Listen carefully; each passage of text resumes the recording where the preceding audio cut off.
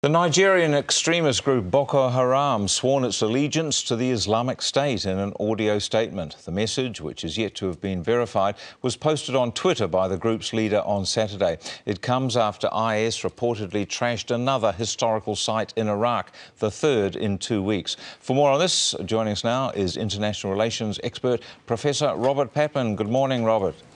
Good morning, Michael. Now, so what do you draw from this seeming allegiance between Boko Haram and IS? Well, I think there's at least two major implications, Michael.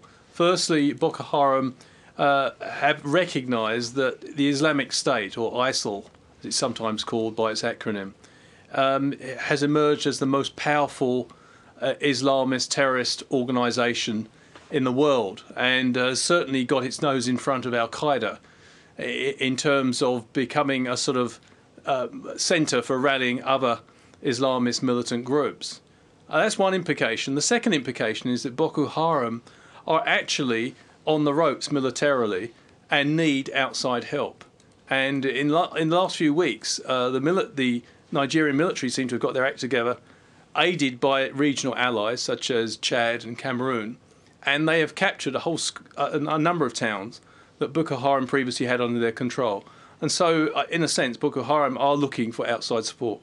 And what about the Al-Qaeda versus IS? Does this mean Al-Qaeda is just a fading force? Well, not necessarily a fading force. It's still quite well organised and potent in the Yemen. But there's no doubt about it, the Islamic State, or the Islamic State of Syria and Levant, has emerged. It's got more, according to many estimates, it's got about 50,000 fighters.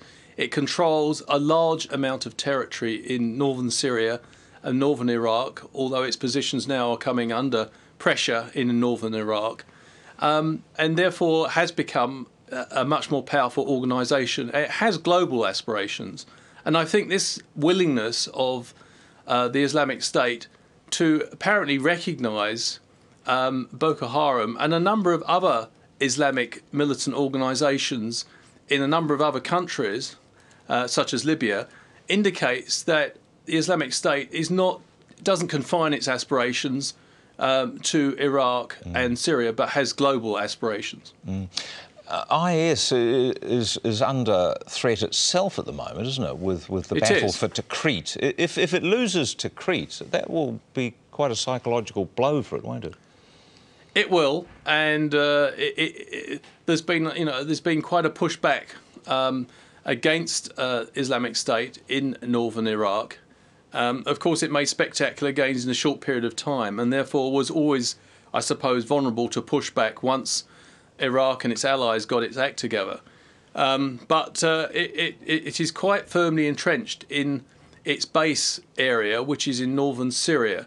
And it is quite, it's battle-hardened. It emerged as the most effective resistance to the Assad dictatorship in Syria, and hence it was able to spread its wings into northern Iraq. So I don't think it's going to be disappearing quickly, Michael, but it's certainly on the defensive. And what about Mosul itself? That will be the key in many ways, won't it? It will, and this is absolutely, that is the case. And Mosul, we can expect a pretty desperate effort to defend that by the Islamic State, and equally a very keen push to take it, because it's become, if you like, a defining symbol of the conflicting ambitions of the Iraqi government and that of the Islamic State. OK, thanks very much for your time there, Professor Robert Patman there from Otago University.